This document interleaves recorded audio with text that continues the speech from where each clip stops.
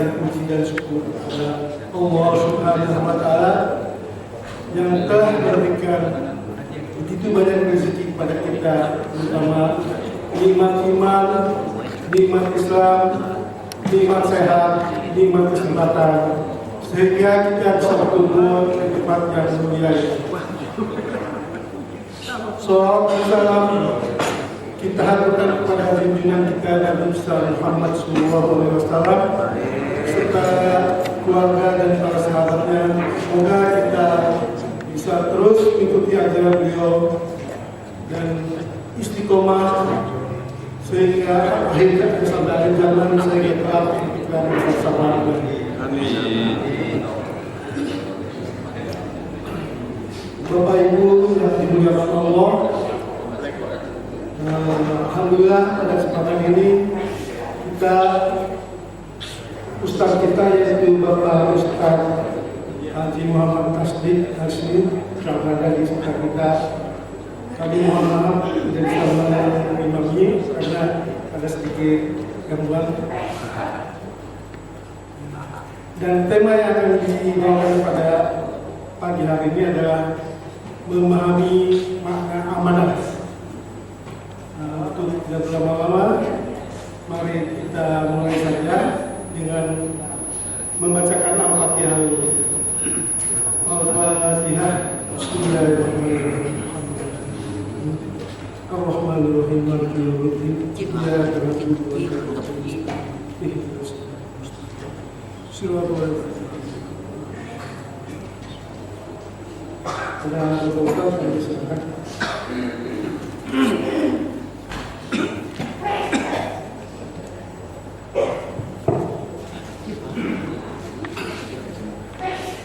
Assalamualaikum warahmatullahi wabarakatuh. Waalaikumsalam warahmatullahi wabarakatuh.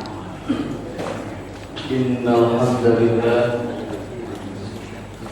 nahmaduhu wa nasta'inuhu wa nastaghfiruh wa na'udzu billahi min shururi anfusina wa sayyiati a'malina. May yahdihillahu fala mudilla lahu wa may yudlil fala hadiya lahu. Asyhadu an la ilaha illallah wahdahu la syarika lahu wa asyhadu anna Muhammadan 'abduhu wa rasuluhu alladzi la nabiyya ba'dahu. Allahumma salli wa sallim wa barik ala nabiyyina Muhammadin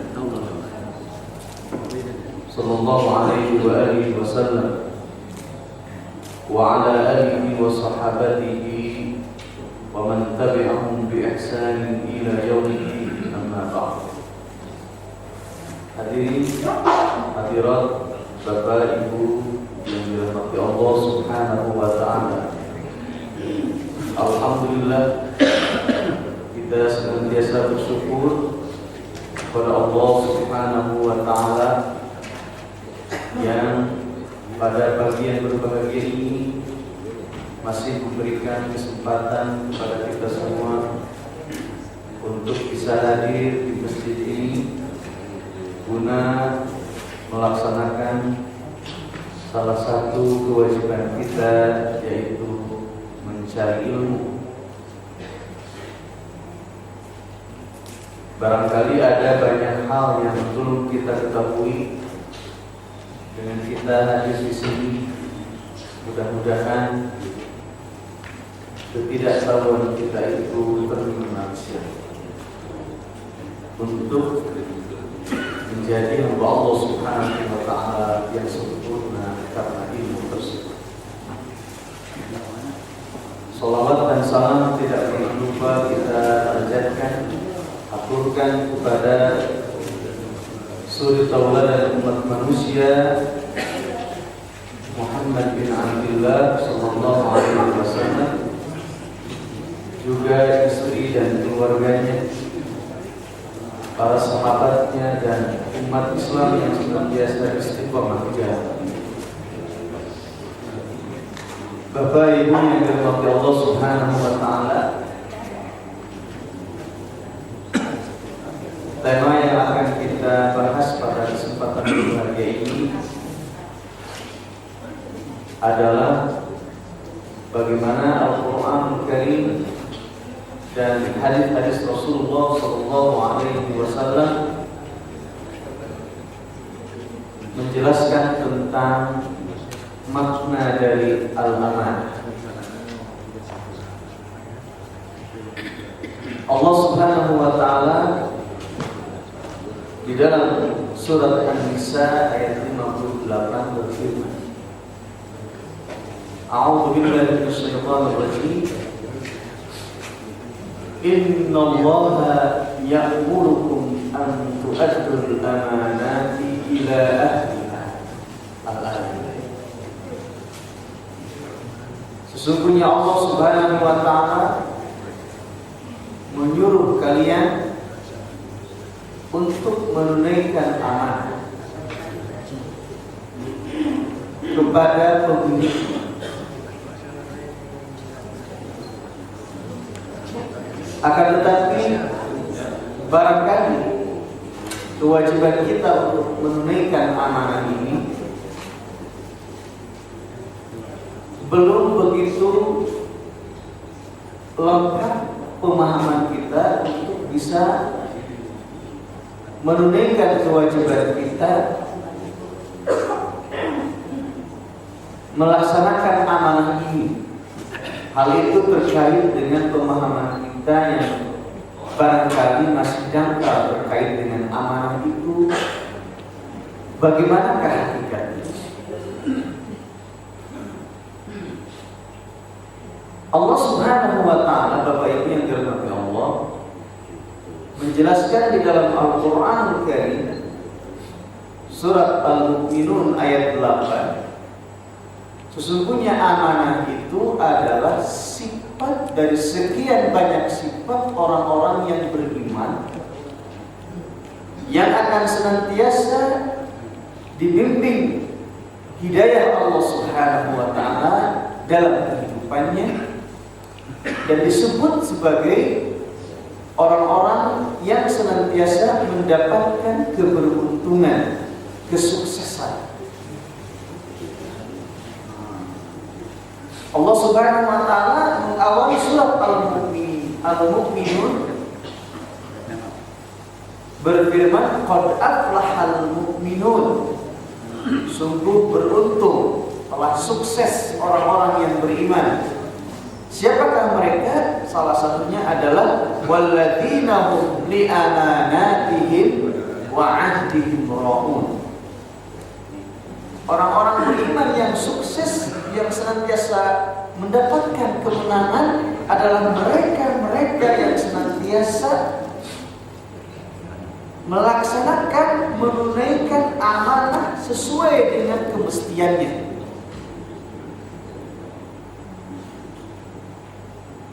Imam Al-Qurtubi dalam menafsirkan ayat ini menjelaskan bahwa al-amanatu ta'ummul jami'a fi wadha'ifid dini wad dunya. Yang dimaksud dengan amanah adalah segala urusan baik dunia ataupun akhirat yang harus kita tunaikan, yang harus kita laksanakan secara baik. Qaulan aw fi'lan, kata beliau, baik berupa perbuatan ataupun ucapan.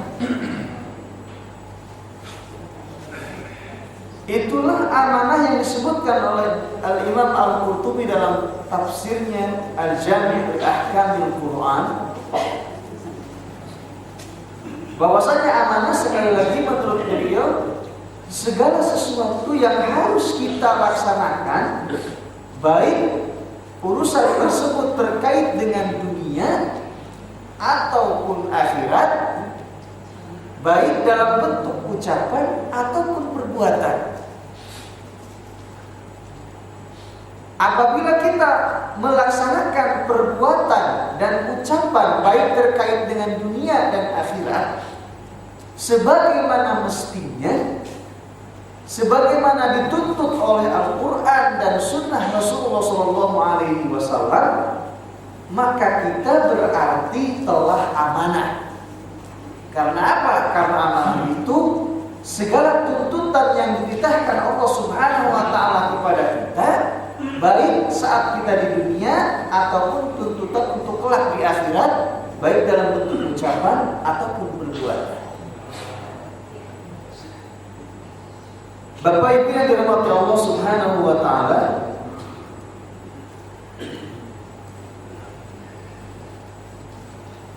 amanah ini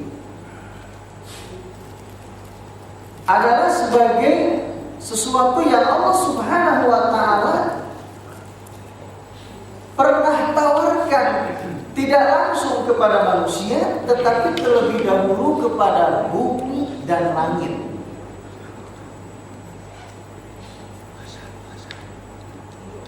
Di dalam Al-Quran Karim, Allah Subhanahu wa Ta'ala berfirman surat Al-Ahzab ayat 72 tentang amanah yang ditawarkan Allah Subhanahu wa Ta'ala tidak langsung kepada manusia, tetapi kepada langit dan bumi. A'udzubillahi minasyaitonirrajim. Inna 'aradna al-amanata 'ala as-samawati wal ardi wal jibal فأبين أن يحملنها وأشفقن منها وحملها الإنسان إنه كان ظلوما جهولا. Sesungguhnya kami dulu pernah menawarkan amanah ini, tanggung jawab yang sedemikian berat ini, dalam bentuk segala titah perintah yang harus ditunaikan kepada langit dan bumi serta gunung. Tetapi semua makhluk yang sedemikian besar itu menolaknya, enggan untuk menerima amanah ini. Dan ketika Allah Subhanahu wa Ta'ala tawarkan kepada manusia di alam ajal, maka manusia kemudian menerima tanggung jawab ini, yaitu amanah, untuk bisa ditunaikannya. Innahu kana zaluman jahula, sesungguhnya manusia itu banyak berlaku zalim dan banyak kejahilannya, ketidaktahuannya. Bapak dan Ibu yang dirahmati Allah Subhanahu wa Ta'ala, jika demikian maka amanah ini adalah yang menjadi tanggung jawab kita sebagai manusia.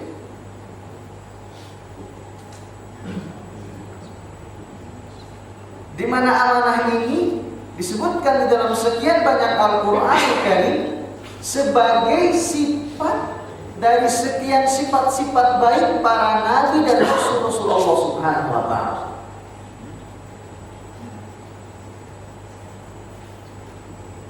Misalnya dalam surat As-Su'ara 107, 125 dan yang lainnya, Allah Subhanahu wa Ta'ala menceritakan kepada kita bagaimanakah rasul-rasul Allah itu manakala berdakwah kepada umatnya, senantiasa mereka berkata terlebih dahulu, inni lakum rasulun amin. Sesungguhnya aku ini adalah rasul yang amanah, rasul yang senantiasa mampu menyampaikan amanah kepada kalian agar kalian pun sama bersikap amanah, karena amanah ini sebagai tanggung jawab kita umat manusia yang sudah terlanjur menerima amanah ini, di mana bumi, langit, gunung itu menolaknya. Hal ini karena memang para nabi dan rasul-rasul Allah Subhanahu wa Ta'ala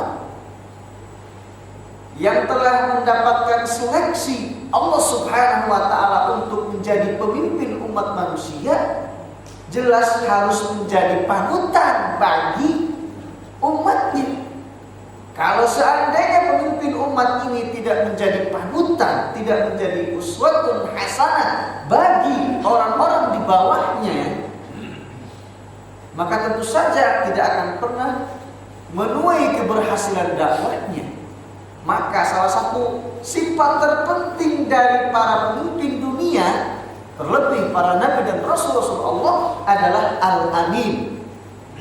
Maka mereka senantiasa dikenal oleh orang-orang di sekitarnya sebagai Al-Amin. Maka mereka mengatakan, inni Rasulun Amin. Pun dengan Rasulullah SAW sebagai seorang pribadi yang dikenal oleh sahabat-sahabatnya, hatta oleh orang-orang kafir Quraisy ketika itu sebagai As-Sadiqul Amin. Nabi Muhammad SAW dikenal oleh para sahabat dan hatta oleh orang-orang kafir sebagai pribadi yang jujur, yang senantiasa menunaikan segala amanah yang disampaikan, yang dititipkan kepada beliau. Abu Sufyan dalam hal ini ketika ditanya oleh Raja Heraklius, yang ketika itu memang orang kafir, dia bertanya tentang sifat dari Rasulullah SAW ketika Abu Sufyan ini masih memeluk agama berhala, saat itu belum memeluk agama Islam. Bagaimanakah Rasulullah? Bagaimanakah Muhammad ini? Kata Abu Sufyan adalah sebagai seorang pribadi yang sudah sejak lama, semenjak ia kecil, dikenal oleh kami semuanya sebagai pribadi yang jujur, sebagai seorang yang amanah terhadap segala tugas yang dibebankan kepada beliau. Sama sekali tidak ada episode kehidupannya di mana dia berkhianat kepada kami. Ini kesaksian dari musuh-musuh Allah saat itu. Dari seorang Abu Sufyan, pemimpin kafir Quraisy yang ketika itu belum beragama Islam, mengatakan bahwasanya sifat Rasulullah SAW adalah sebagai As-Sadiqul Amin, seorang yang memiliki perbedaan yang jujur dan senantiasa tidak berkhianat dan beramanah di dalam menunaikan segala tugas-tugasnya. Bapak Ibu yang dirahmati Allah Subhanahu wa taala,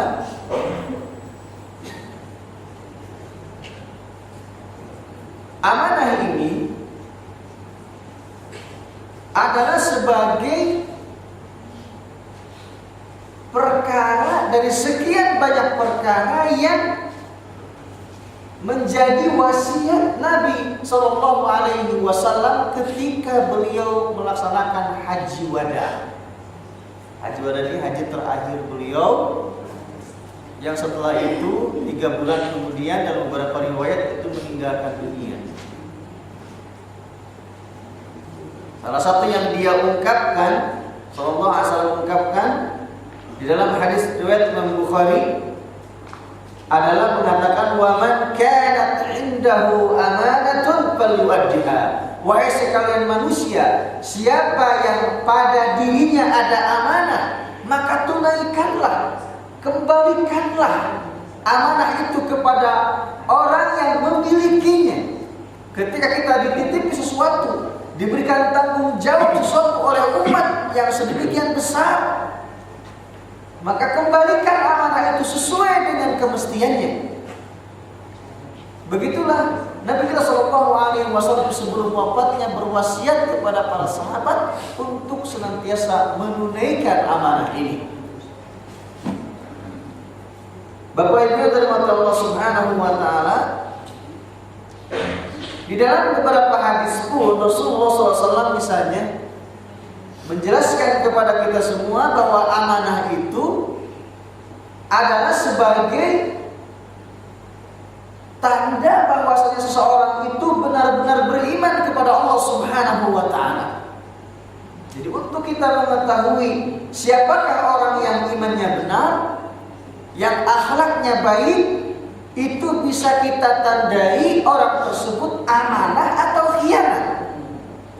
Kalau orang tersebut bersifat amanah di dalam menunaikan segala tanggung jawabnya, baik urusan dunia ataupun akhirat, maka orang tersebut keimanannya sempurna, akhlaknya baik. Sebaliknya, bila orang tersebut tidak amanah, seringkali berbuat khianat, maka orang tersebut imannya tidak sempurna atau bahkan tidak ada, dan akhlaknya kurang baik atau bahkan tidak baik. Demikian Rasulullah SAW kita dapatkan dalam hadis riwayat Anas bin Malik dari riwayat Imam Ahmad. Rasulullah SAW bersabda, la imana liman la amanata lah. Tidak ada keimanan atau tidak sempurna iman seseorang yang pada dirinya tidak ada sifat amanah. Kita seringkali membawa amanah, bahkan mohon maaf ada salah satu partai namanya Partai Amanah Nasional, Partai Amanah Bangsa ini.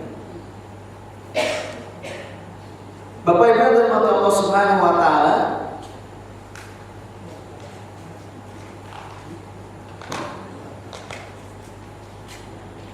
Rasulullah SAW di samping itu menyebutkan bahwasannya amanah ini di kemudian hari setelah beliau, sebelum terjadi hari kiamat, akan kita dapatkan banyak orang tidak lagi amanah.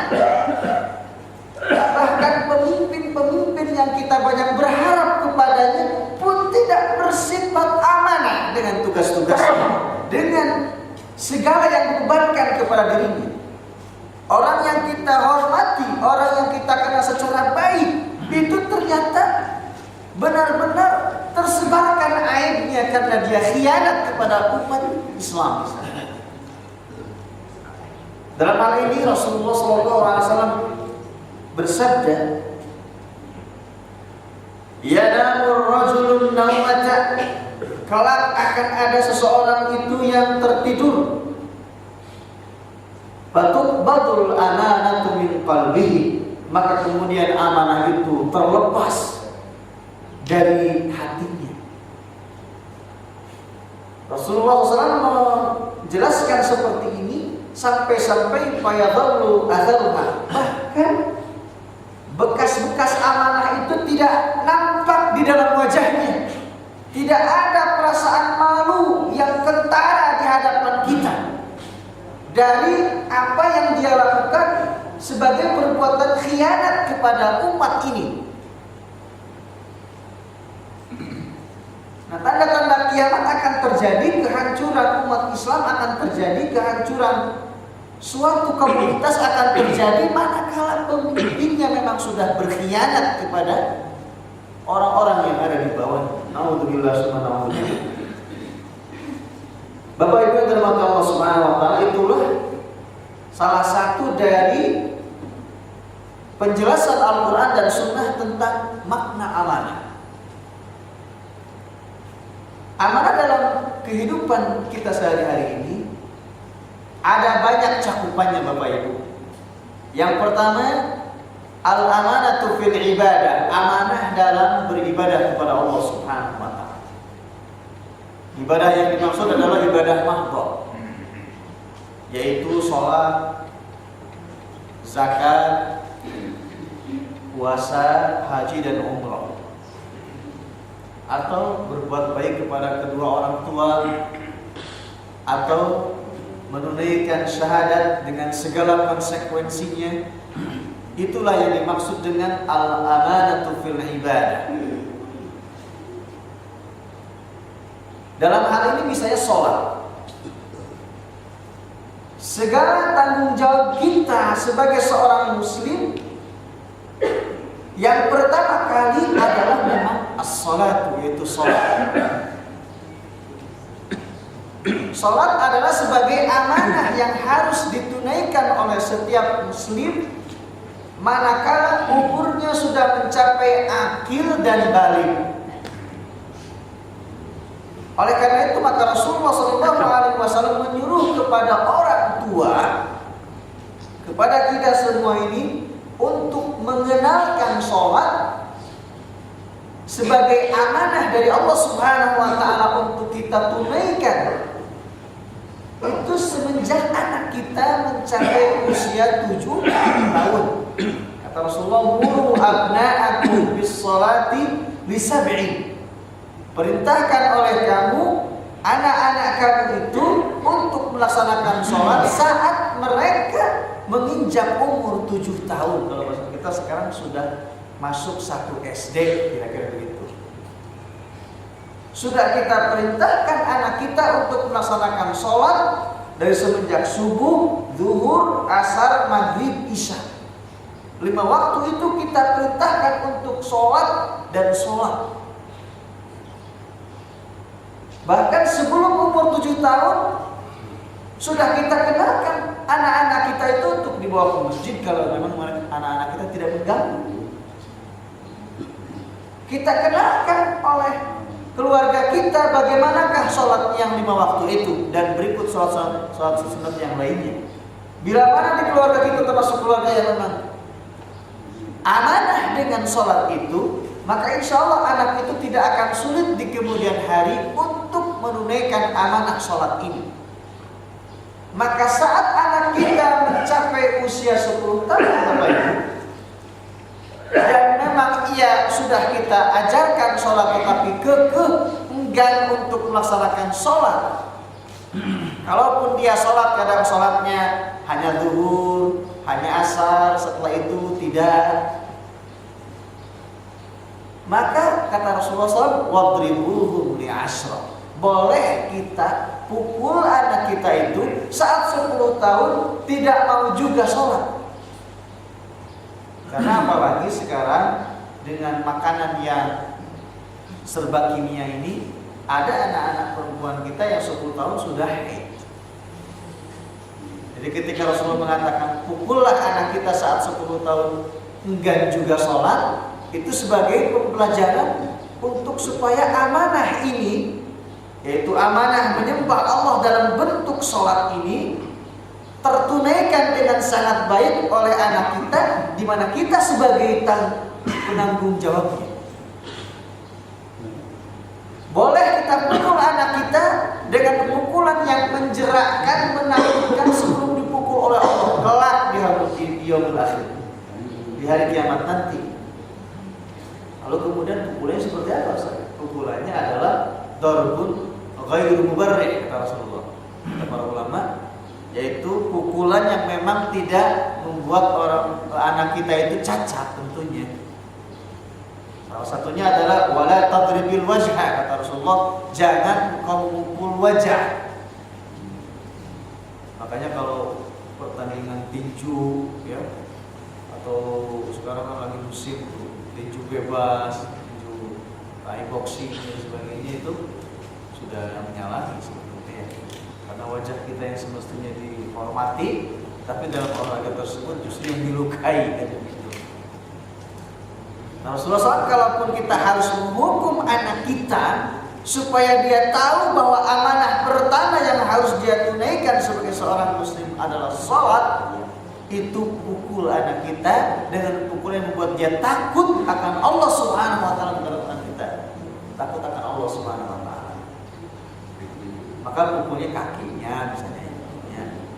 Bahkan kalau bisa tidak sampai memukul, sebagaimana Rasulullah kan walaupun memiliki konsep memukul di dalam mendidik, tapi Rasulullah tidak ada sejarah memukul istri atau memukul anak-anak.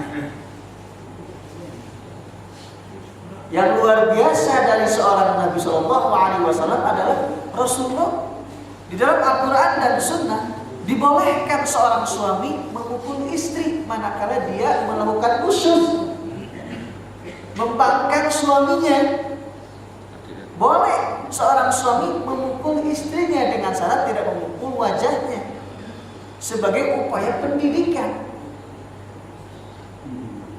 Tetapi apakah ada di dalam keterangan Al-Hadith bahwasanya Rasulullah memukul Aisyah, Khadijah, ke siapa? Tidak ada. Bahkan keterangan dari istri-istri Nabi, sama sekali Nabi tidak pernah mengucapkan suatu ucapan yang melukai istri-istrinya. Jangankan memukul, ucapan pun tidak pernah terlontar dari Nabi yang membuat istrinya terlukai kan gitu. Subhanallah, Nabi ini sebagai pribadi yang luar biasa. Maka ketika Nabi menyebut, ketika kamu melihat anakmu itu 10 tahun belum juga sholat, maka pukullah. Kalau bisa memang tidak dipukul. Makanya harus intensif kita sebagai orang tua menyuruh anak kita untuk segera ketika 7 tahun itu melaksanakan sholat. Tidak lupa, walaupun kita sibuk di kantor Bapak Ibu ya, terutama kalau Bapak Ibunya yang memang sibuk, istrinya keluar rumah, suaminya keluar rumah, ada alat komunikasi Bapak Ibu ya, untuk kita ingatkan anak kita dengan sholat. Mbak-mbaknya yang ada di rumah itu kita ingatkan untuk supaya sama dengan kita mengingatkan sholat, agar mereka betul-betul menjadi pribadi yang al-amin, yang senantiasa menunaikan amanah secara baik. Hadirin kaum muslimin rahimakumullah. Dalam hal ini Rasulullah SAW meriwayatkan dalam riwayat Imam Ahmad bersabda, "Man hafadha 'alaiha", siapa yang menjaga sholat, kanat lahu nuran, baginya akan Allah Subhanahu wa taala berikan cahaya yang akan senantiasa menjadi penerang di dalam kehidupannya. Dia tidak akan tersesatkan oleh aliran-aliran sesat. Dia akan mampu memilah mana yang hak, mana yang batil dengan sholatnya itu yang dia laksanakan secara baik. Wa najatan yaumal qiyamah, dan akan senantiasa diselamatkan oleh Allah kelak di hari kiamat dari siksaan api neraka. Wa man lam yuhafidh 'alaiha, siapa sebaliknya seorang muslim yang tidak menjaga amanah sholat ini, lam yakun lahu nurun, maka sesungguhnya Allah Subhanahu wa taala tidak akan memberikan padanya cahaya yang bisa menerangi dari kegelapan-kegelapan, kesesatan banyak orang. Wala najatan yaumal qiyamah, demikian pula dia akan dijauhkan dari keselamatan di hari kiamat, artinya akan disiksa oleh Allah Subhanahu wa taala. Dengan cara apa? Karena yaumal qiyamah ma'a qarun, kata Nabi, dia orang-orang yang tidak menjaga amanah sholat ini, bisa banyak yang tidak aman dalam sholat ini Pak ya. Mungkin dia senantiasa tidak banyak sholat di tepat waktu ya, karena kan sholat yang paling afdal bahkan dalam mazhab Imam Ahmad itu wajib bagi laki-laki terutama, sholat itu tepat waktu, kecuali kalau kita sakit atau di perjalanan. Tidak ngentar-ngentarin sholat Pak ya. Kalau Ibnu Abbas menjelaskan fawailul lil musallin, celakalah bagi orang yang sholat, alladzina hum an sholatihim sahun, bukan yang sholat untuk celaka, ini maksudnya orang-orang yang lalai dalam melaksanakan sholat. Kata Ibnu Abbas, dia tidak melaksanakan sholat zuhur kecuali menjelang-jelang asar, jam 2, setengah 3 baru sholat zuhur. Begitu setiap hari. Wala yusallil asra illa qubailal maghrib, tidak melaksanakan sholat maghrib kecuali jam 5, setengah 6. Asar, maaf, tidak melaksanakan asar kecuali menjelang maghrib. Tidak melaksanakan sholat maghrib kecuali setengah 7, jam 7 kurang. Begitu dan begitu. Nah, ini adalah orang yang tidak amanah terkait dengan waktu sholat saja, disebut oleh Allah Subhanahu wa taala sebagai orang yang merugi dan masuk neraka nanti. Nauzubillah min dzalik. Dan dia akan dikumpulkan oleh Allah Subhanahu wa taala bersama penjahat-penjahat dunia seperti Fir'aun, pemimpin dunia yang menyatakan dirinya sebagai seorang Tuhan yang tidak ada Tuhan kecuali dirinya di dunia ini. Kan berarti menunjukkan orang yang tidak amanah dengan sholat, yaitu tidak mengerti dengan waktu sholat, dia sholat itu menentarkan waktunya, atau dia tidak mengerti rukun dan syaratnya, ya, maka orang-orang tersebut nanti di akhirat akan Allah kumpulkan bersama Fir'aun. Yang kedua, ma'a Qarun, bersama Qarun yang pelit, yang tidak mau menunaikan zakat, itu akan dikumpulkan bersama orang-orang yang tidak melaksanakan sholat ini. Wa Haman, dan seorang menteri yang bejat orangnya ini, sebagai seorang menteri pembantu kerajaan ketika itu, yang memang sebagai seorang yang senantiasa bersesuaian keinginan hawa nafsu Fir'aun dengan Haman itu. Juga Ubay bin Khalaf, seorang pebisnis yang licik. Nah, jadi lengkap sudah, politisi yang busuk, ya, seorang ekonom yang licik, seorang menteri yang senantiasa memberikan banyak peluang kepada atasannya untuk berbuat maksiat kepada Allah Subhanahu wa taala. Orang-orang ini yang akan dikumpulkan bersama orang-orang yang tidak melaksanakan sholat. Nauzubillah. Umar bin Khattab tentang amanah sholat ini berkata dalam tafsir Al-Qurtubi juga mengutipnya, man hafidhaha, siapa yang menjaga amanah sholat ini, hafidha dinahu, maka ia secara otomatis menjaga agamanya. Wa man dayya'aha, siapa yang mengabaikan sholat ini, fahuwa lima siwaha adya, maka dia terhadap sesuatu yang lain adalah lebih membiarkan, lebih mengabaikan, lebih tidak peduli. Jadi kalau menurut Umar bin Khattab, seseorang itu menjadi baik manakala orang itu disiplin dengan waktu sholat, manakala dia mampu melaksanakan sholat sesuai dengan kemestiannya, dia melaksanakan sholat sesuai dengan syarat dan rukunnya, dia melaksanakan sholat berusaha untuk tumaninah, khusyuk. Dan untuk mencapai sholat yang sedemikian hebatnya itu tidak bisa dengan sembarangan, harus dicari tahu ilmunya dengan cara ngaji. Harus kita punya waktu untuk mengaji itu. Bapak Ibu yang dirahmati Allah Subhanahu wa taala, inilah salah satu dari al-amanatu fil ibadah. Kita bersikap amanah dalam beribadah kepada Allah Subhanahu wa taala, terutama di dalam hal sholat, karena sholat adalah sebagai tolok ukur baik tidaknya seseorang. Dalam surat Allah Subhanahu wa taala berfirman, innas sholata tanha 'anil fahsya'i wal munkar. Sesungguhnya sholat itu akan mencegah pelakunya dari perbuatan-perbuatan yang tidak baik. Kalau Ustaz Ihsan Tanjung seringkali menyampaikan, kalau sholat itu ada yang kita lakukan secara sendiri, kalau kita terlambat, sholat sunnah itu kan kita sendiri. Dalam istilah fikih namanya sholat munfarid. Ada juga sholat yang kita lakukan bersama-sama seperti subuh ini, atau sholat sunnah seperti sholat Idul Fitri, Idul Adha, atau sholat kemarin sholat gerhana matahari, gerhana bulan.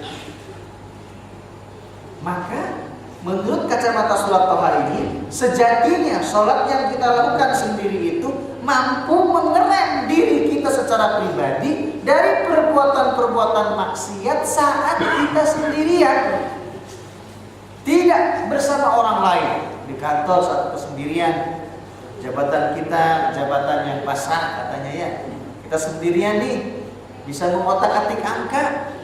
Ingat bahwasanya sholat kita itu menuntut kita untuk amanah saat kita sendirian, atau saat kita di kantor, tugas-tugas kantor di mana kita sedang bersama-sama, di mana secara bersama-sama juga dihadapkan dengan suatu cobaan untuk korupsi, kolusi, nepotisme dan sebagainya, maksiat kepada Allah Subhanahu wa taala itu secara bersama-sama.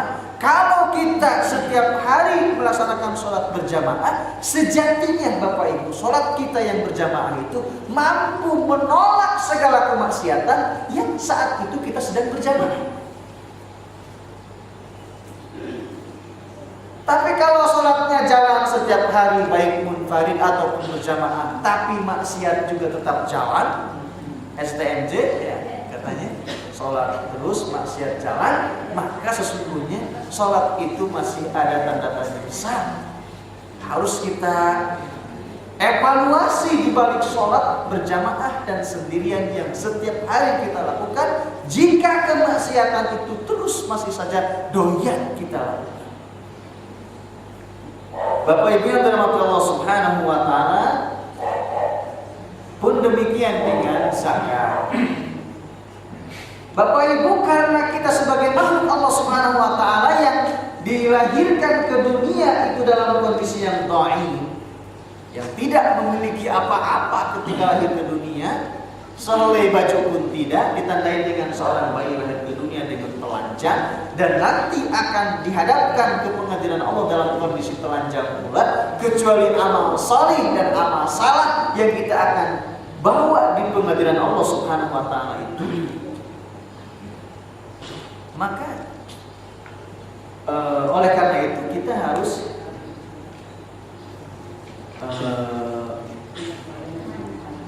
betul-betul amanah mengenai kepemilikan. Karena kepemilikan ini merupakan amanah dari Allah. Sekali lagi kita terlahir ke dunia tidak membawa apa-apa, lalu kemudian menjadi membawa apa-apa untuk jangka waktu sekitar 60 tahunan lah kira-kira begitu. Sesuai dengan umur umat Nabi Muhammad yang tidak akan lebih dari 60 tahunan. Sebagaimana Nabi sendiri 63 tahun.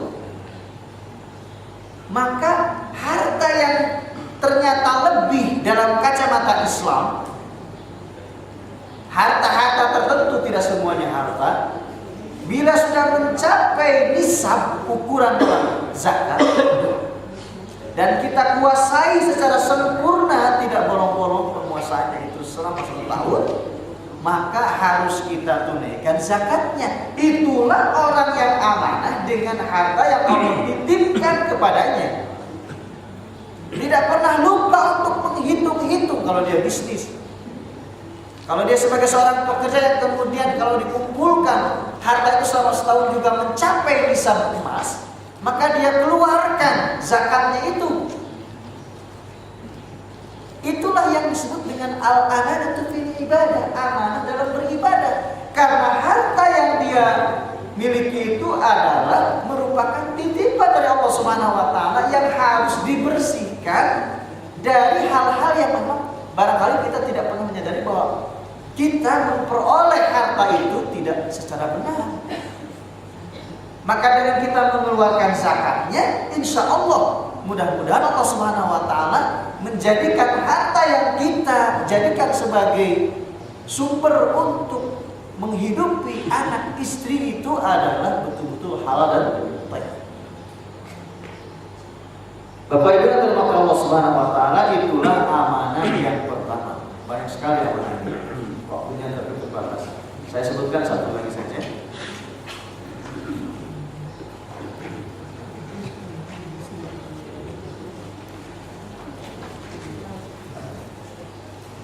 Yang kedua adalah al-amanatu fil amal. Amanah dalam segala tanggung jawab kita, baik ketika kita di dunia kerja ataupun saat kita di rumah, sekalipun ketika jadi suami, ketika jadi istri. Ya. Dalam hal ini Rasulullah SAW bersabda, Inna Allah yuhibbu idza amila ahadukum amalan an yutqinahu.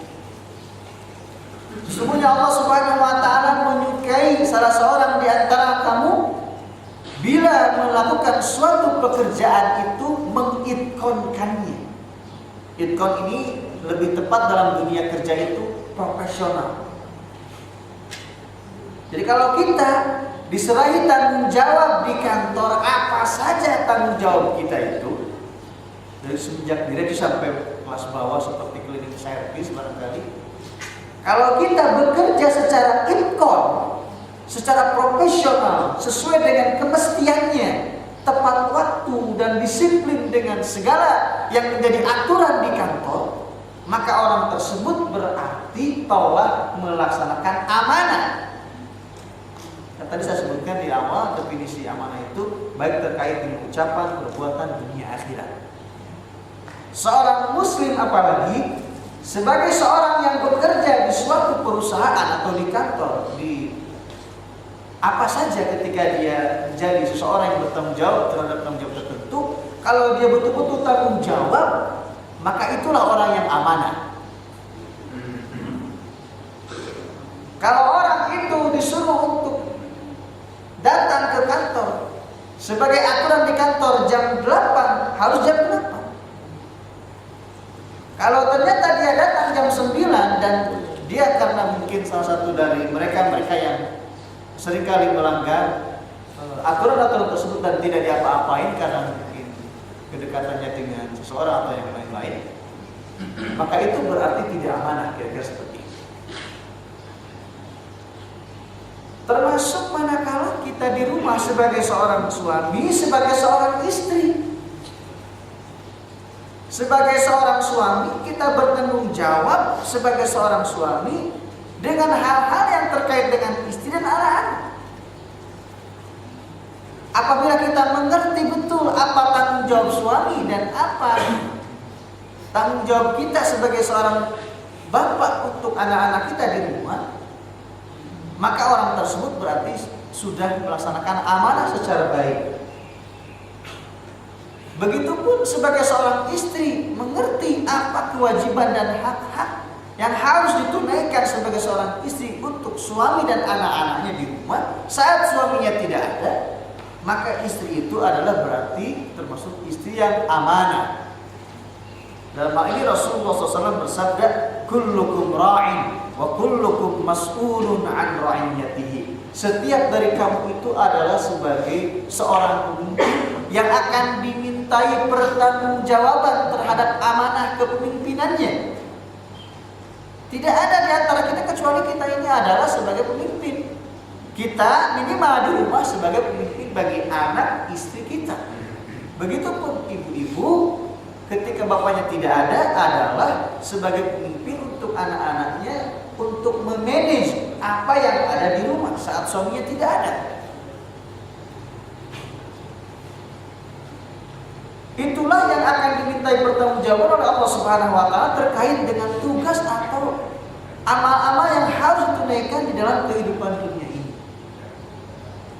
Bapak Ibu yang dirahmati Allah Subhanahu wa taala,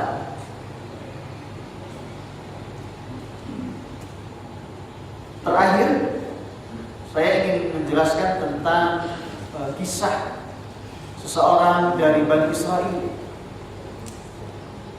untuk mengilustrasikan betapa amanahnya orang ini. Disebutkan di dalam hadis Imam Bukhari dan yang lainnya bahwasanya orang ini meminjam uang 1000 dinar kepada temannya. Kata dia, coba panggilkan saksi untuk menjadi saksi bila terjadi apa-apa bahwa saya pernah meminjam uang 1000 dinar kepada Anda.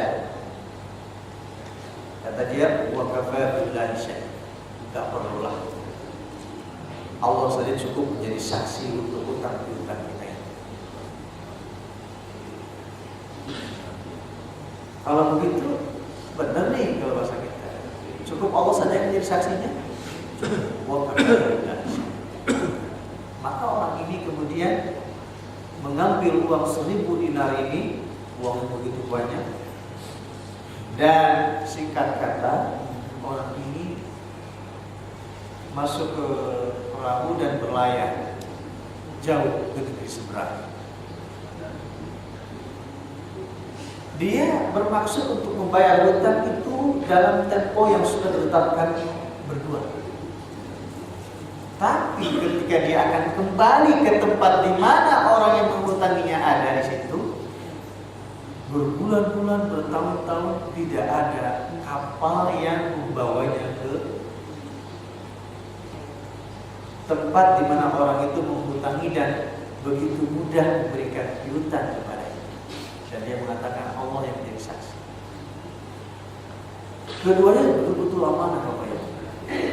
Maka orang yang berhutang ini mengatakan, ya Allah, sudah waktunya tiba aku bayar hutang 1000 dinar kepada sahabatku.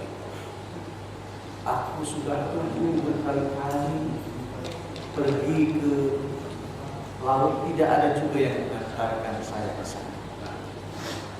Tapi kalau sudah waktunya tiba, bukan ini aku harus bayar, maka dia bawa suatu kayu yang dia sulap menjadi tempat untuk menitipkan 1000 dinar bersama surat yang mengatakan ini adalah aku yang membayar hutang untuk kamu, wahai sahabat.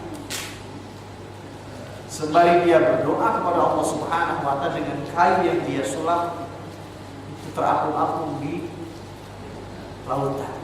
Ya Allah, aku berniat baik sejak awal untuk membayar hutang kepada sahabatku, tetapi tidak ada juga yang bisa mengantarkan aku ke sana. Maka seandainya niat baik ini Engkau takdirkan, ya Allah, sampaikan uang 1000 dinar ini bersama surat yang di dalamnya kepada sahabatku itu di seberang sana. Dengan mengucapkan Bismillahirrahmanirrahim, maka orang ini melempar kayu yang di dalamnya ada uang 1000 dinar dan surat yang mengatakan, mohon maaf saudaraku, ini adalah pembayaran hutang saya yang waktu itu berjanji aku akan bayar pada tepat waktunya. Mohon maaf karena tidak ada perahu yang bisa saya pakai untuk menemui Anda. Orang itu pada saat waktunya tiba membayar hutang itu, kok tidak ada juga perahu yang bersandar di sini. Tiba-tiba melihat itu yang dia lempar, di situ ada 1000 dinar. Ketika itu orang ini sedang mencari kayu bakar untuk dipakai alat memasak istrinya. Dan dia bawa, ketika dia potong, ada uang 1000 dinar itu dan surat itu pun dia baca. Subhanallah, cerita seseorang yang al-amin, yang amanah, betul-betul harus dia tunaikan amanah itu kepada pemiliknya. Adakah di zaman ini orang semacam itu? Para pemimpinnya, para ustadz-ustadznya, para kiainya, sudahkah bersikap amanah seperti amanah orang ini? Luar biasa. Bapak Ibu terhormat Allah Subhanahu wa Ta'ala, inilah barangkali yang bisa saya sampaikan untuk kita elaborasi dalam bentuk tanya jawab atau sharing saja terkait dengan amanah ini yang agak berat. Demikian barangkali yang disampaikan, dipersilakan kepada Terima kasih kepada Pak Ustaz dan memberikan pencerahannya. Masih ada waktu 10 menit lagi. Saya persilakan kepada bapak-bapak ibu yang ingin bertanya atau mendiskusikan masalah amanah ini.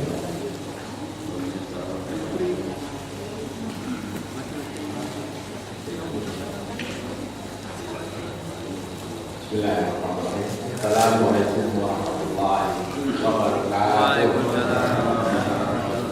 Ustaz, mengenai amanah ini memang kami atau bisa pertanyaan yang ada hubungannya dengan kita mengajar secara keseluruhan. Karena contoh-contoh amanah ini justru beberapa kali kita lihat di berita kebanyakan orang Islam. Jadi pertanyaan saya, apakah memang ada perkara yang ingin merusak Islam dari dalam semua yang terjadi, apakah itu KKN istilahnya ataupun penyalahgunaan kewenangan itu selalu yang muncul bahkan urusan dari bersih siapa Ustaz berkata itu urusan lain ya. Kemudian yang kedua, apakah amanah ini melekat artinya ketika pada waktu orang ini tidak punya tanggung jawab uang, kewenangannya kuat, tapi perhatikan istilahnya begini, kalau dia masih belum punya tanggung jawab yang kuat dalam hal uang ataupun kewenangan untuk memperoleh uang, dia masih amanah kalau artinya menyampaikan tausiah, menyampaikan pesan dan lain-lain. Tapi begitu dia duduk di dalam suatu posisi yang ada hubungannya dengan uang, yang punya kewenangan, amanahnya hilang. Bagaimana memberikan penguatan bagi umat Islam. Karena kalau yang di sini umumnya memang sudah susah dapat amanah, banyak kan pensiunan gitu. Kalau dia masih dapat amanah barangkali juga begitu. Kalau orang menjawab, kemudian tidak tiap hari ke masjid. Bagaimana ya Pak Ustaz, paling tidak kami yang tua-tua ini bisa memberikan pencerahan pada yang muda. Ente kebetulan aja belum dapat amanah hubungannya dengan uang. Kalau sudah ada kewenangan, kalau sudah punya hubungan dengan uang, amanah ente yang selama ini hilang gitu. Karena saya tadi sudah pangdam. Saya minta bagaimana Pak Ustaz, apakah ini memang ada rekayasa yang membuat orang Islam sebagian besar selalu dimunculkan bahwa jatuh Islam lagi gitu. Yang PKS, yang segala macam bahkan kayak itu Islam ya kan? Kenapa begitu? Apakah ada rekayasa dari Yahudi di belakang layar sehingga ini terlalu muncul supaya Islam hancur dari dalam? Dan juga kenapa kalau Islam ini misalnya belum sampai kepada kewenangan tanggung jawab, masih baik ya begitu ada kewenangan tanggung jawab hubungan dengan uang bisa berubah. Mudah-mudahan saya salah kalau tetapi pakai tidak generasi muda bapak-bapak ini bisa menyampaikan pada yang muda supaya hati-hati dengan hal seperti itu. Assalamualaikum warahmatullahi wabarakatuh.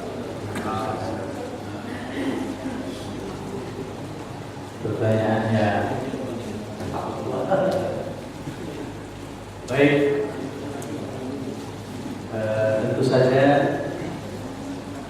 kita tidak bisa secara pasti menyebut bahwa apa yang tengah terjadi di negeri ini terkait dengan tokoh-tokoh Islam terutama yang terseret dalam kasus-kasus yang mencederai amanah yang sudah barangkali dalam tanda petik disebut sebagai khianat, itu tidak bisa kita pastikan bahwasanya orang ini berkhianat, apalagi belum ada statement dari pengadilan bahwasanya orang ini misalnya tidak bersifat aman.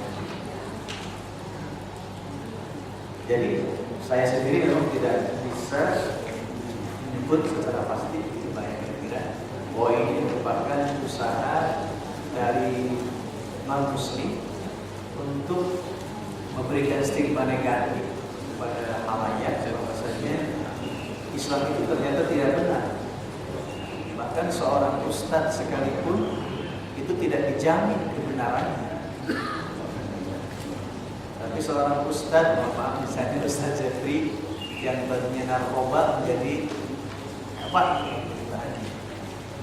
Tapi ustadz yang lulusan Timur Tengah yang bahasa Arabnya melotot, lulusan Saudi, lulusan Azhar, bahkan seorang profesor yang hafid Quran itu di penjara, itu kan menjadi momok yang menjadikan umat ini bisa jadi dengan berita tersebut menjadi tidak peduli lagi dengan seorang ustaz yang lulusan Timur Tengah, yang hafal Al-Quran. Yang terpenting ustaz ini pokoknya mengasihkan dan lain-lain. Kita sendiri memang tidak bisa secara mutlak menyebut ini merupakan upaya media untuk memberikan stigma negatif tentang seorang kiai, seorang ustaz, seorang muslim yang biasanya taat kepada Allah Subhanahu wa taala. Dan itu juga boleh jadi merupakan evaluasi kepada kita sebagai seorang muslim, atau mohon maaf bisa jadi merupakan evaluasi untuk PKS. Bisa jadi pelajaran berharga ini tidak hanya untuk salah seorang yang disebut berkhianat tersebut, tetapi juga partainya barangkali untuk terus melakukan perbaikan dan bisa mendengar apa nasihat dari para ulama. Misalnya bisa jadi. Nah, terlepas dari itu semuanya, bahwasanya memang musuh-musuh Islam ini akan terus memberikan stigma negatif kepada Islam dan kaum muslimin. Ya, semenjak para nabi-nabi Allah Subhanahu wa taala, Nabi kita sallallahu alaihi wasallam berdakwah, pasti sesungguhnya akan dihadapkan dengan penentang-penentangnya. Dengan berbagai cara mereka akan melakukan itu. Siang dan malam mereka tidak akan pernah berhenti untuk memikirkan bagaimana Islam ini agar tidak menjadi pedoman bagi umat manusia. Dan akan senantiasa dilakukan suatu cara untuk bisa menjadikan seseorang yang dipandang itu menjadi seseorang yang dibuang. Kira-kira seperti itu. Dan ini merupakan tabiat dari dakwah para nabi dan rasul Allah dan para ulama. Sesungguhnya akan senantiasa terus dihadapkan dengan fitnah-fitnah, dengan cobaan-cobaan yang akan memberikan stigma negatif kepada dirinya. Yang harus kita lakukan tidak lain adalah bagaimana kita terus bersikap amanah saat kita sendirian, saat kita di tengah kerumunan banyak. Dengan segala tanggung jawab itu, insya Allah mudah-mudahan Allah Subhanahu Wa Taala akan menjaganya. Sebagaimana tadi disebutkan, misalnya seseorang yang senantiasa menjaga sholat, Allah menjaganya.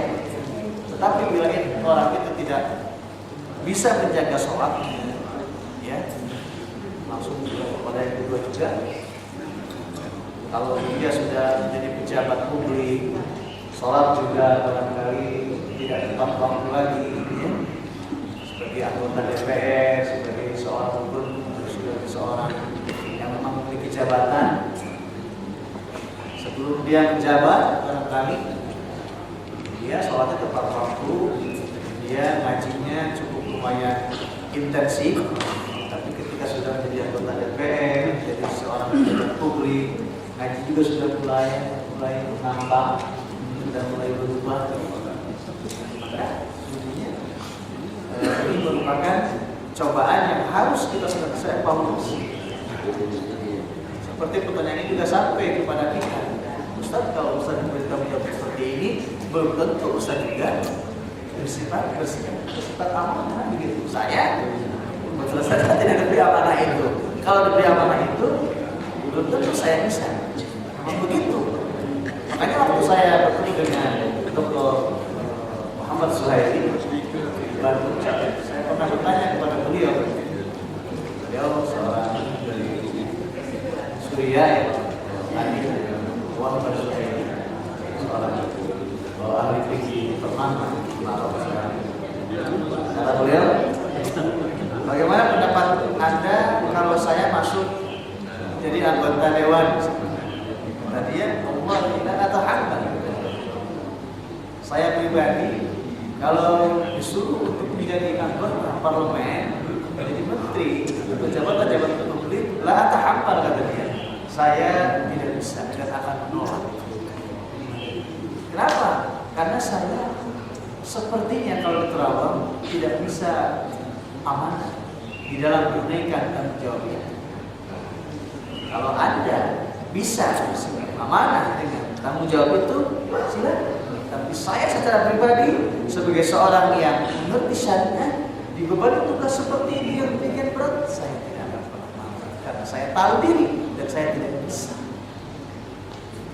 Nah, ini juga merupakan jawaban yang membuat kita umat Islam itu memang harus tahu diri. Kalau diberi amanah, yang amanah itu banyak fitnahnya, terutama bagi kiai, bagi ustaz, itu harus bisa menolaknya amanah tersebut. Walaupun sebetulnya harus pula ada ustaz-ustaz yang memang bergelut dalam dunia politik. Nah, terlepas dari itu semuanya, mudah-mudahan sekali lagi ini bukan upaya yang memang sudah terorganisir seperti itu, walaupun sebetulnya bisa jadi merupakan upaya yang sudah terorganisir untuk mencitrakan PKS, mencitrakan ustaz-ustaznya negatif, ya. Terlepas dari itu semua, mudah-mudahan kita bisa mengambil hikmahnya ini sebagai cara kita meninjau ulang apa yang selama ini kita lakukan, untuk kita melakukan refleksi, evaluasi terhadap segala gerakan politik yang selama ini dilakukan. Maksud untuk kita yang belum diberi amanah, kalaupun kita diberi amanah, harus tahu diri apakah kita bisa bersikap amanah untuk senantiasa mengkomunikasikan segala apa yang ditugaskan kepada kita secara baik kepada orang-orang yang lebih mengerti. Masalah kita berdiri la ta'lamun, tanyakan kepada para ulama jika kamu tidak tahu, dan sering-seringlah kita berikan tugas yang sedemikian berat itu untuk pergi ke masjid, untuk pergi kepada kiai agar semuanya menjadi baik insyaallah. Cukup pada Anda. Masih ada? Sedang satu lagi.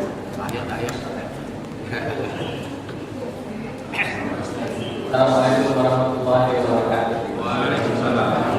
Maaf, satu pemahaman saya adalah bahwa apapun yang diperintahkan Allah itu adalah kita wajib melakukan sesuatu. Di dalam hal ini kan tadi diperintah adalah mengenai amanah. Jauh sebelum manusia diciptakan, Allah telah menciptakan malaikat dan jin, ya. Kemudian dalam satu ayat dalam Al-Quran mengatakan bahwa wa ma khalaqtul jinna wal insa illa liya'budun, berarti kan manusia itu harus beribadah. Nah, di satu sisi tadi yang Pak Ustaz sebutkan di dalam satu ayat bahwa amanah itu sebetulnya sudah pernah ditawarkan kepada langit, bumi, gunung dan sebagainya. Tapi mereka menolak. Tapi waktu dikasih ke manusia dalam kebodohan bagaimana? Pertanyaan saya, yang disuruh ibadah itu kan manusia dan jin. Kenapa jin tidak pernah dikasih amanah seperti tadi? Tadi malah gunung, malah langit. Kenapa jin tidak? Itu aja. Assalamualaikum warahmatullahi wabarakatuh. Wallahu a'lam. Yang jelas bahwa ibadah itu memang sebagai salah satu dari amanah yang harus ditunaikan oleh manusia dan jin. Karena Allah tidak menciptakan jin dan manusia kecuali untuk melaksanakan tugasnya sebagai hamba Allah Subhanahu wa taala. Memang dalam beberapa penelitian sebelum bumi ini dihuni oleh Nabi Adam, ada makhluk lain yang sudah diamanahi oleh Allah Subhanahu wa taala untuk memakmurkan bumi ini.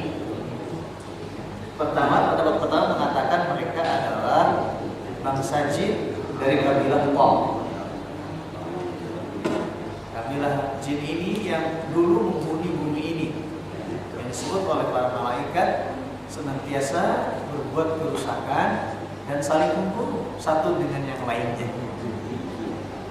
Dan saat Allah Subhanahu wa taala kesal dengan kebiasaan tidak baik dari bangsa jin yang diamanahi bumi ini, maka kemudian iblis itu disuruh oleh Allah Subhanahu wa taala untuk memusnahkan kabilah kaum ini. Dalam tafsir Ibnu Katsir dikatakan demikian. Maka kemudian dibuang ke laut kan. Semua dimusnahkan akhirnya.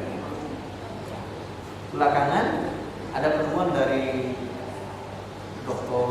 Moko dari Jepang ketika dia sebagai seorang arkeolog, geolog membawa timnya untuk meneliti salah satu tulang belulang yang ada di pegunungan Syria Utara. Dan dia menemukan bahwa tulang belulang itu dalam kacamata arkeologis umurnya mencapai umur sebelum Nabi Adam. Kata dia bisa jadi ini merupakan pembuktian bahwa ada makhluk sebelum Nabi Adam yang Allah Subhanahu wa taala ciptakan, yang disebut oleh para malaikat adalah ataj'alu fiha may yufsidu fiha wa yasfiku dima. Ya Allah, apakah Kau akan menjadikan makhluk yang sama? Ada ini akan Kau ciptakan di mana kebiasaannya akan sama seperti makhluk sebelumnya yang sudah dimusnahkan itu. Nah, umurnya secara arkeologis itu begitu, Pak. Terlepas dari itu semuanya, bahwa jin ini kan tidak diamanahi untuk memakmurkan dunia ini. Yang tinggal di dunia ini secara kasat mata kan manusia kita ini ya. Kan Nabi Adam ini diciptakan oleh Allah Subhanahu wa taala untuk menjadi khalifah yang bertugas memakmurkan dunia dan seisinya yang sudah Allah Subhanahu wa taala ciptakan sedemikian rapi. Maka dalam hal ini manusia sebagai Abdullah, sebagai hamba Allah, bertugas untuk beribadah kepadanya. Jin dalam hal ini juga sama. Tapi terkait dengan khalifah, jin tidak lagi. Maka amanah ini yang tadi ditawarkan kepada bumi, kepada langit, kepada gunung, itu diserahkan kepada manusia yang siap mengikutnya, karena Allah Subhanahu wa taala sudah ciptakan Nabi Adam ini dengan kapasitas yang memang Allah sudah siapkan mampu menjadi makhluk Allah yang amanah dengan bumi ini, walaupun tidak banyak karena kebanyakannya zaluman jahula, zalim dan jahil. Nah, jadi kalau jin ini posisinya sebagai Abdullah saja, sebagai makhluk yang Allah Subhanahu wa taala tugasi sebagaimana manusia untuk beribadah kepadanya. Adapun amanah di samping dia ibadah juga imaratul ardi, yaitu memakmurkan bumi ini. Dan itu dibebankan kepada manusia, tidak kepada bangsa jin, karena bangsa jin salah satunya Qabilator tadi sudah tidak amanah, tidak bersikap baik dengan tanggung jawabnya ketika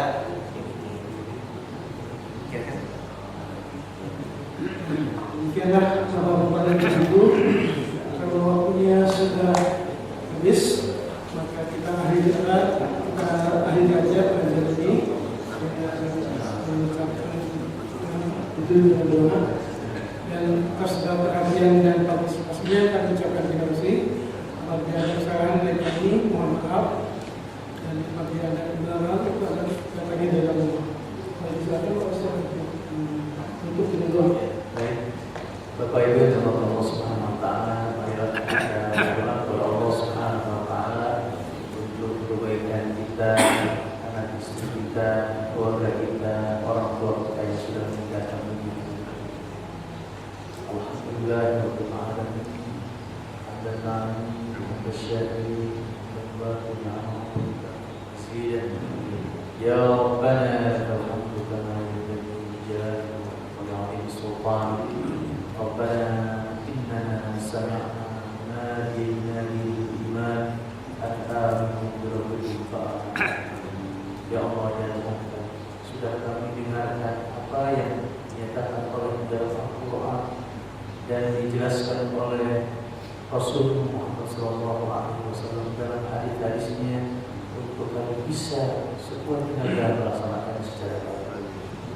Ya Allah ya Tuhan, Allah maghfir muslimin wal muslimat wal mu'minin wal mu'minat ahya'i minhum wa amwat, innaka sami'un qaribun mujibud du'a. Ya Allah ya Tuhan, ampunkanlah dosa kaum muslimin dan muslimat, terutama dosa-dosa dan kesalahan-kesalahan orang tua kami yang sudah meninggalkan dunia ini. Ya Allah Rabbal alamin, mudah-mudahan amal-amal saleh yang mereka telah lakukan Kau jadikan sebagai bekal mereka mendapatkan surga. Ya Allah Rabbana innaka man tudkhilin nar faqad akhzaytahu innaka antal wahhab.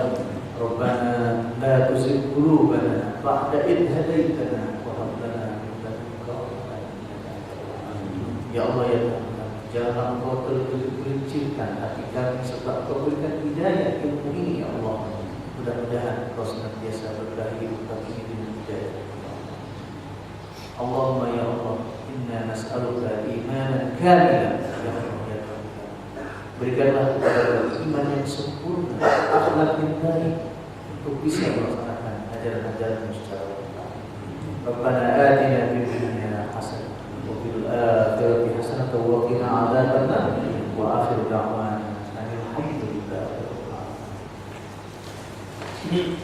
Demikianlah pada ini mengucapkan atas hadiran dan partisipasinya. Assalamualaikum warahmatullahi wabarakatuh.